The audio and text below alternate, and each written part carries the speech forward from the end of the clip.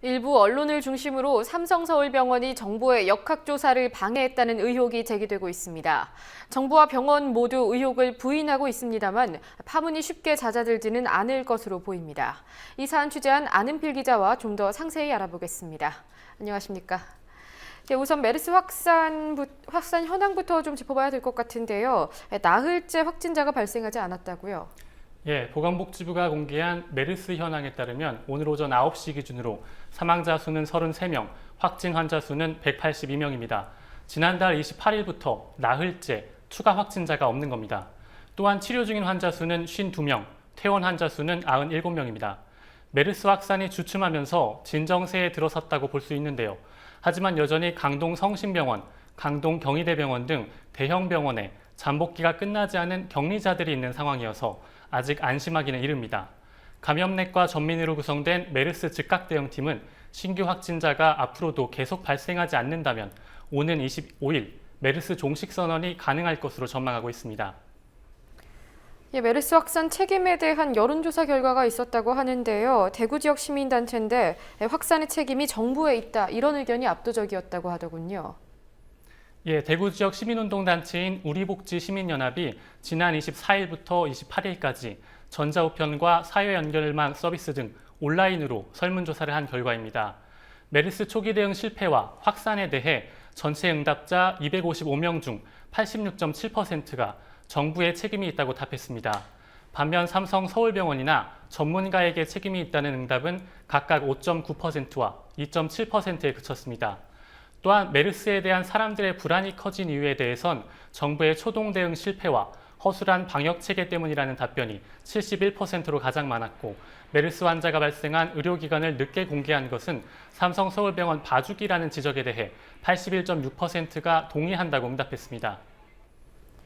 예, 삼성서울병원이 메르스 사태와 관련해서 책임론을 많이 받고 있는데 초기에 정부의 역학조사를 병원 측이 방해했다 이런 의혹이 제기됐다고요?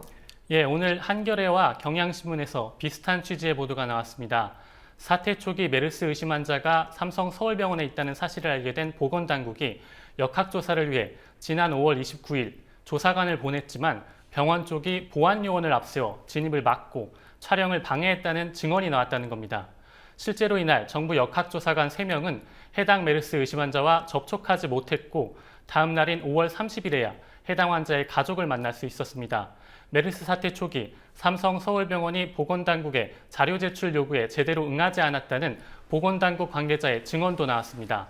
다른 대형 병원들이 역학조사팀에 전산 계정을 만들어줘서 직접 기록을 확인할 수 있게 해준 것과 달리 삼성 서울병원은 계정을 만들어주지 않아서 내부 기록에 접근할 방법이 없었다는 겁니다.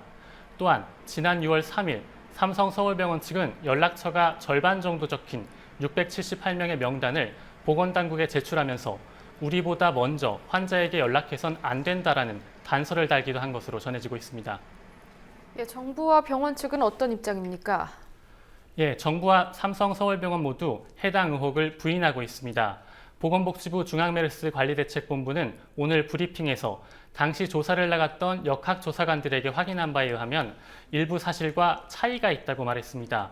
권덕철 총괄반장은 지금 나온 의혹이 당사자를 통해서 나온 게 아니고 간접적으로 들은 것으로 알고 있다면서 좀 더 정확하게 파악해서 조만간 밝히겠다고 말했습니다.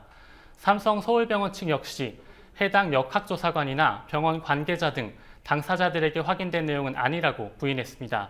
역학조사관들이 병원에 도착했던 시점에 출입문이 통제가 됐던 건 당시 방역 작업이 진행 중이었기 때문이고 전화통화 등 소통 과정에서 착오가 있었다라는 설명입니다.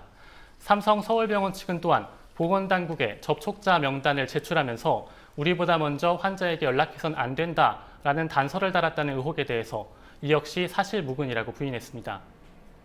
예, 앞으로 사실관계 확인을 좀 더 해봐야 될 부분인 것 같고요. 또 오늘 메르스와 관련된 토론회가 있었다고 하는데 어떤 이야기가 나왔습니까? 예, 오늘 오전 한국프레스센터에서 열린 토론회에 참석한 의료계 각 분야 전문가들 역시 정부의 초기 대응이 미흡했다는 점에 대체로 동의하는 분위기였습니다. 정혜관 성균관대 의대 예방학과 교수는 2015년 한국의 메르스 유행은 한국의 보건의료 체계의 취약성을 관통하는 사건이라고 규정했습니다. 그래서 이제 군대로 말하자면 평상시에 군대를 양성하지 않고 양성하지 않았을 때 결국 이제 생기는 일을 당한 것이고요. 우리가 평상시에 군대를 양성하는 것은 전쟁을 잘하기 위해서라고 말할 수도 있지만 사실은 전쟁을 억제하기 위한 것이 더 근본적인 목적인 것 같습니다. 근데 여기에 있어서 이제 문제가 예방과 치료의 문제, 또 공공의료와 민간의료의 문제, 보건과 복지의 문제 이런 것들을 이런 데 있어서 굉장히 중요한 그 단초를 던져주는 것 같습니다. 특히 이제 이번 사건을 전병일 연세대 보건대학원 교수도 정부가 질병의 성격을 국민들에게 제대로 알리지 못한 점, 역학조사 과정에서 결과를 신속히 발표하지 못한 점, 국제 역학조사 분야가 미흡한 점 등을 지적했습니다. 그리고 두 번째로 과연 우리 이 보건당국이 초기에 이 질병에 대한 그런 제압 전략을 어떻게 세웠는가에 대해서 커다란 실수가 있지 않았나 생각을 합니다. 이번 사태를 보면서 이 질병관리본부의 여러 가지 이 조직의 취약성이 여실히 드러났습니다. 첫 번째로 그 역학조사가 진행이 되고 있습니다만은 그 진행되는 과정에서 신속한 그 결과를 발표하지 못하고 있습니다. 그러니까 이러한 발표가 늦어지기 때문에 질병의 양상을 이해하는데 전문가분들은 물론이고 국민들이 많이 궁금해하고 있습니다. 예, 안은필 기자 수고하셨습니다.